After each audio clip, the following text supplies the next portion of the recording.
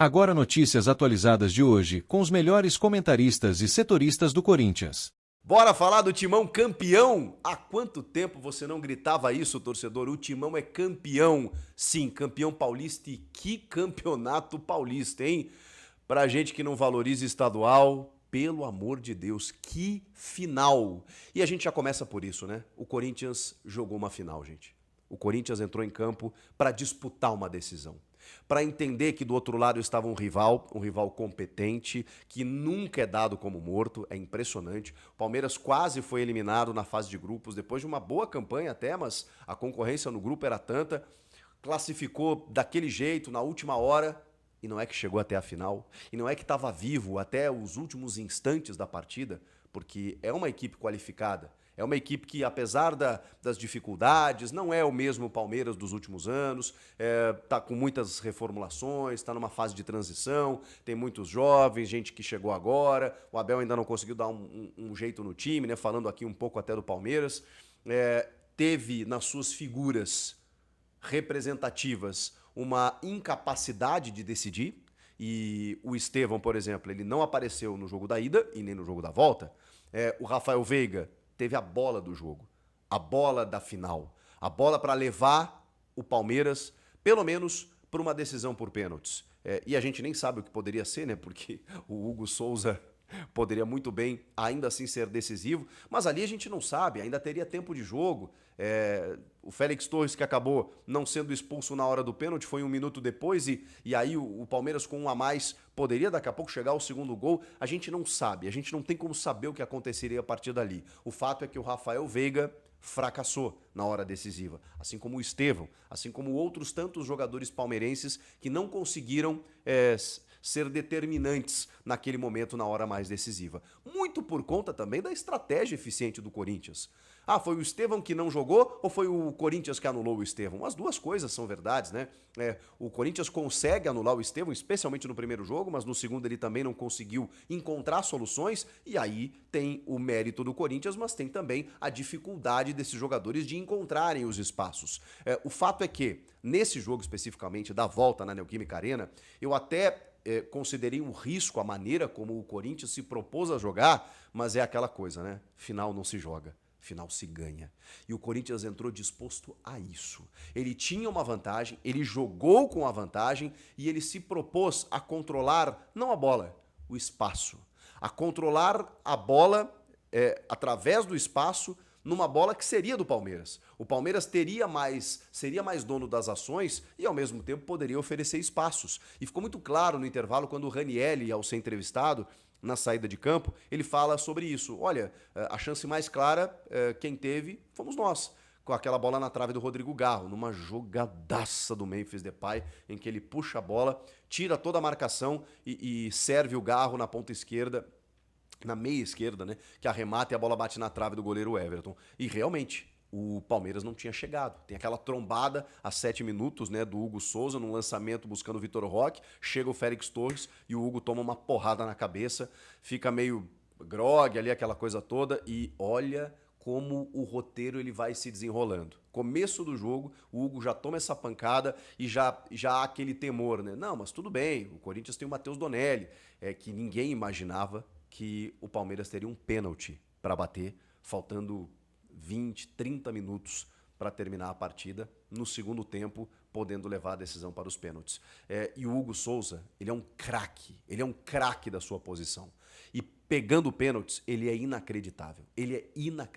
Então, ali, no começo do jogo, além da segurança, fora a maneira como o Hugo tem defendido a causa e as cores do Timão, você imagina perder o Hugo ali naquele momento, e houve esse risco, mas ele continuou no jogo. E o Palmeiras realmente continuou tendo dificuldades criativas, mas por conta de uma estratégia, um encaixe de marcação perfeito, brilhante do Corinthians. O Corinthians se dispôs a marcar o Palmeiras e, claro, e aí, em alguns momentos, buscar uma bola esticada pelo lado esquerdo, especialmente para o Memphis, em combinações com o Garro, buscando o Yuri também no ponto futuro.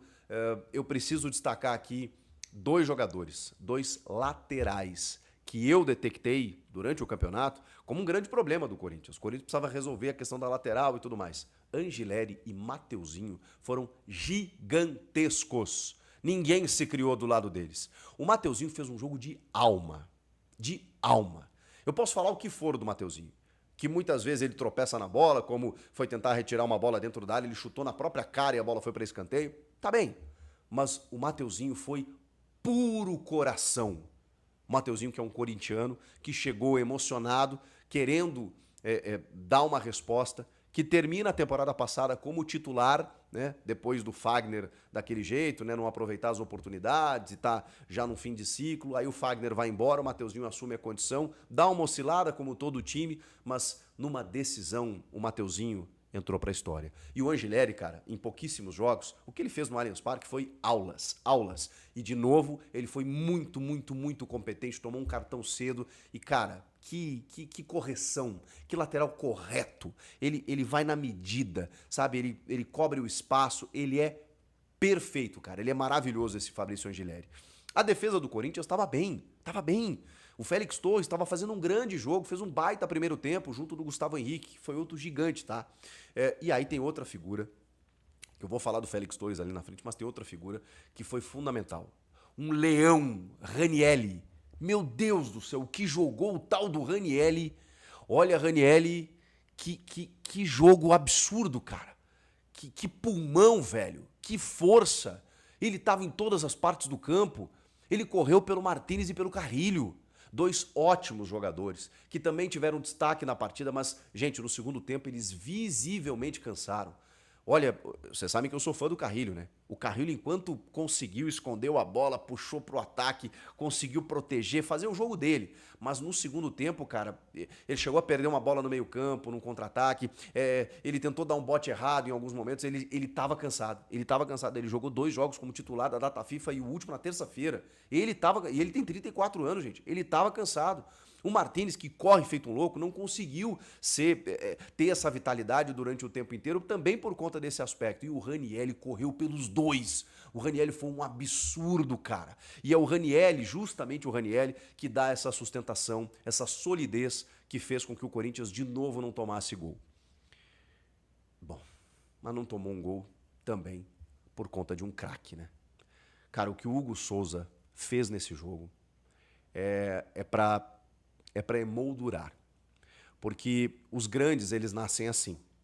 Nos momentos mais difíceis, nas horas mais decisivas, em que você reverte a lógica, você inverte a lógica, você rasga a lógica. O Rafael Veiga, ele perdeu pouquíssimo, eu não tenho o número, mas ele perdeu pouquíssimos pênaltis pelo Palmeiras. Ele é um dos melhores batedores do país, sabidamente. E olha que o repertório dele é grande. Ele chuta cruzado, ele chuta alto, ele chuta no meio. Eu já vi o Veiga fazer gols de toda forma. E cara, dos últimos anos, eu não vou dizer da história, tá?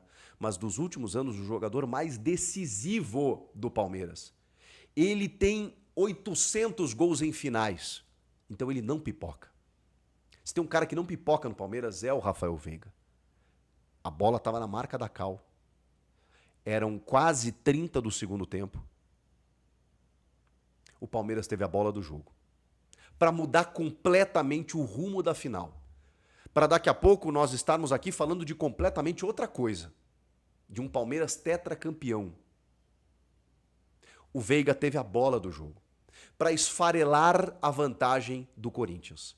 Para rasgar tudo que o Corinthians tinha feito até ali. Que era resistir, que era suportar, que era administrar dentro de uma estratégia. Ali tinha acabado tudo. Porque a partir dali, os minutos finais seriam completamente insanos.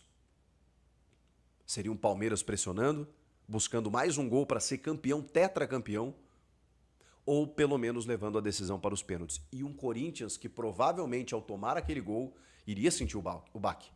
De ter que buscar um empate nos minutos finais para ser campeão, se expor, se abrir. O jogo seria completamente diferente do que você viu, torcedor. Mas lá estava Hugo Souza, nascido para ser Corinthians. Esse cara é demais. Porque ele pegou o maior desafio em tempos do futebol brasileiro. Ele substituiu talvez o maior jogador, para muitos o maior jogador da história desse clube, Cássio Ramos. Mais de uma década de serviços prestados. Ainda assim, no meio tempo teve um tal de Carlos Miguel que logo ganhou a torcida, porque realmente estava pegando muito. Os dois saíram praticamente ao mesmo tempo. Chega Hugo Souza, com desconfiança, pelo que ele passou no Flamengo.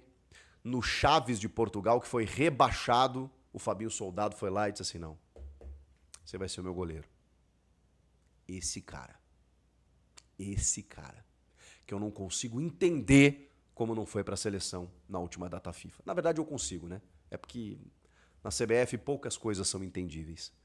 E o Hugo Souza, cara, ele merece demais. Porque esse moleque trabalhou quietinho, velho. Ele trabalhou, ele foi lá para Portugal, foi fazer o trabalho dele e alguém deu uma chance para ele. O cara que conhecia ele do Flamengo, dizendo, Hugo, é você. E ele acreditou. E ele trabalhou. E ele realizou. E ele pegou a bola do jogo. Ele pegou e ele... Gente, não é que o Veiga bateu mal. Não é que o Veiga bateu no meio do gol. O Hugo é impressionante, cara. Porque ele espera o Veiga tomar a decisão. Gente, o gol tem 7 metros e 30 e 32 por 2,58. Ele esperou até o último instante. Quando o Veiga chapa forte no canto, ele vai lá e busca. Que defesa espetacular. E naquele momento do jogo, ele conseguiu botar o Corinthians de novo na decisão. Porque ali o Corinthians tinha meio que saído do prumo. No erro do Félix Torres, que dá um carrinho por trás, cometendo a penalidade. Estou vendo muita gente com dúvida. Não, gente, ali é pênalti. Ah, mas começa fora. Não, o lance é em movimento. Ele está dando o carrinho, atingindo a perna do Vitor Roque, entrando na área, cruzando a linha. É pênalti. O árbitro marca no campo, tem a checagem do VAR para ver se... Uma coisa é você tocar no jogador e ele cair dentro. Não, ele toca entrando na área. Num carrinho completamente desproposital. E como, apesar de ter muita gente em dúvida da tripla punição, da dupla punição, não pode dar vermelho, não sei o quê, não pode expulsar, a natureza da infração, ela é intocável. Então, no momento que você dá um carrinho por trás daquela maneira, ele é um lance, no mínimo, passível de amarelo. Só que ele já tinha. E aí, não interessa se a consequência é a expulsão. Estou falando em termos de regra. Ali, o amarelo deveria ter sido aplicado. E o árbitro deu uma colher de chá daquelas para o Félix Torres e para o Corinthians. Ainda mais porque o Veiga perde o pênalti. Era o melhor dos mundos. Só que aí, o Ramon Dias, durante todo aquele quiprocó, né, da demora, da checagem, da confusão e tal, demora e ele já poderia ter tirado o Félix Torres. Mas tudo bem. Agora, a culpa maior é do Félix, porque você não conseguir ficar 1 minuto sem fazer mais uma falta por trás, tendo já um cartão e tendo sido aliviado no lance seguinte, no lance anterior, Félix, aí vacilou, né?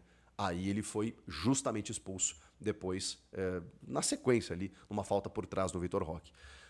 O cenário continuou difícil, mas ainda assim o Corinthians tinha segurado a bola do Veiga e conseguido garantir o 0-0 até ali. Só que aí o Palmeiras, com um jogador a mais, continuou pressionando. E aí o Corinthians controlando os espaços. E o futebol é muito louco, gente, porque era um gol. Era uma bola desviada, era uma bola parada em que o Palmeiras criou várias ali, com escanteios, com chegadas e tudo mais. A bola rondou muito a área do Corinthians. O Hugo não fez grandes defesas, mas a bola rondou. Teve uma cobrança de escanteio em que o Hugo deu uma vacilada, assim, foi tentar alcançar a bola, não alcançou. Cara, alguém empurrar para a rede ali era batata. O futebol permite isso. Mas o Corinthians se segurou. Se segurou, buscou algumas escapadas e tal. E aí entrou em cena outro personagem brilhante desse jogo. Genial, chamado Memphis Depay. Que assim, desde o início do jogo, ele destruiu tecnicamente. Ninguém jogou mais bola do que Memphis Depay nesse jogo. Ele deu caneta no Mikael. Tudo bem que a bola saiu pela linha de fundo, mas ele já deu caneta no Mikael. Ele fez aquela jogadaça pro Garro chutar a bola na trave. Ele prendia a bola, ele deu meio chapéu, assim, puxando a bola na linha lateral. Ele estava de dono do jogo. Não é que ele sentia a temperatura do jogo, não. Ele dosava a temperatura do jogo. Ele dava a temperatura pro jogo.